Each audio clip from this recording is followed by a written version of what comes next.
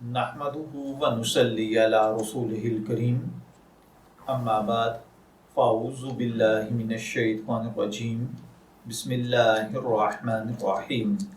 अस्सलामु अलैकुम dear viewers, आपके फेवरेट इस्लामिक इंफॉर्मेटिव चैनल फतवा ऑनलाइन से मैं हूँ शब्बीर अहमद।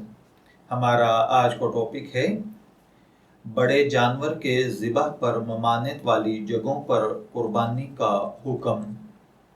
ये एक सवाल है जो कि हमसे सैयद मोहम्मद ज़ुबैर साहिब ने लखनऊ इंडिया से पूछा है।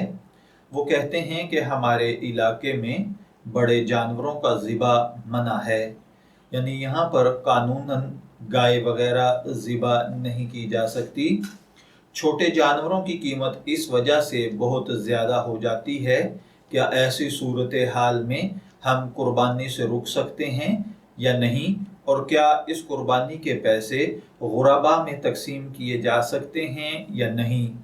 तो देखिए भाइयों और बहनों, अगर किसी जगह पर कानूनी तौर पर बड़े जानवर को ज़िबा करना ममनू हो, लेकिन इसके बावजूद भी वहाँ बड़े जानवर की कुर्बानी बिलाशुबा जायज़ और दुरुस्त है, शरन इस पे कोई कबाहत नहीं।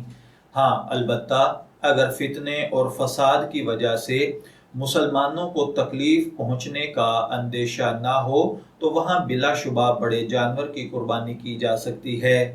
अलबत्ता अगर बड़े जानवर की कुर्बानी से लड़ाई झगड़ा, फितना, फसाद या मुसलमानों के लिए जानो माल का ख़तरा हो जाता हो तो वहाँ पर छोटे जानवर यानी बकरी, दुम्बा वगैरह की कुर्बानी करना जायज़ है और करनी भी चाहिए।